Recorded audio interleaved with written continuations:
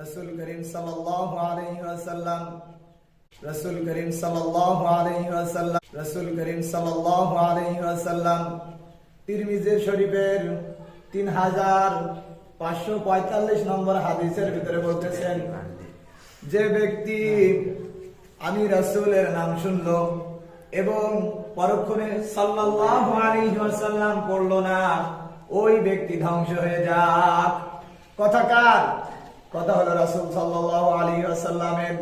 তারপরে তিনি আবারও বলেন, যে ব্যক্তি রমজান পেল এবং রমজান মাসে তার গুনাহকে মাফ করে নিতে পারলো না, ওই ব্যক্তি ধ্বংস হয়ে যাক।